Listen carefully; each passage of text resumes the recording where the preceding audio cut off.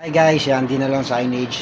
Meron tayong problema dito sa Raider 150 Fi natin. Kaya ito, marami akong napapanood na nag-share nito dito sa mga group ng Fi na baka sakali ito yung sagot guys. Marami kasi nagtatanong kung paano ayusin to So i-share ko lang sa inyo at yung naging experience natin dito at kung ano yung mga dapat na i-troubleshoot bago tayo gumawa ng ibang mga hakbang or dalhin to sa mga shop muna. Baka pag napanood mo to, baka ikaw mismo kaya mong gawin to guys. So ito guys, panoorin na natin.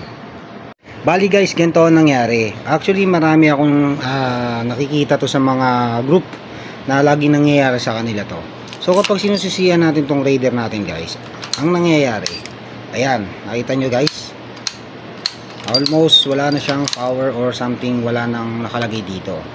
So basically nakikita natin dito pwedeng mangyari, pwedeng busted yung fuse or sira na yung battery. So ganito lang ginawa ko guys. Ayan, binuksan ko yung pinakaupuan natin para makita natin kung ang fuse ba sira or hindi. So ayan, dalawang fuse lang naman yung titignan natin dyan. Ayan, yan lang yung tinignan ko dyan guys, wala na pong iba. And then after nyan, nung check namin okay naman, tingin namin talagang sira na talaga yung stock na battery. Kaya ito, papalitan na natin at babaklasin. Kung wala kayong tester sa bahay para makita, kasi ito na tester na namin to nung last time, kaya ako nalaman na battery yung pinakasira ng ano natin. Ito yung unang gagawin nyo guys. I-on nyo lang tong ayan, nakita nyo wala oh.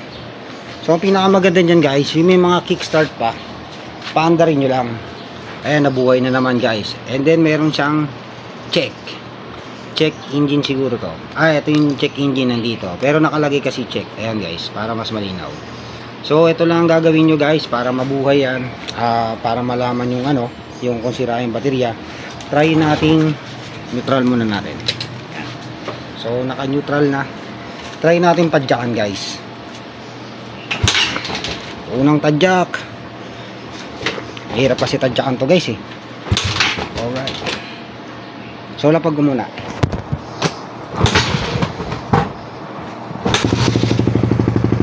So ayun guys, umandar. Pinadyakan natin, umandar, umilaw yung pinaka ano natin, panel natin. Ayan. So patay na muna natin. Basically guys, ang sira nito, positive na battery.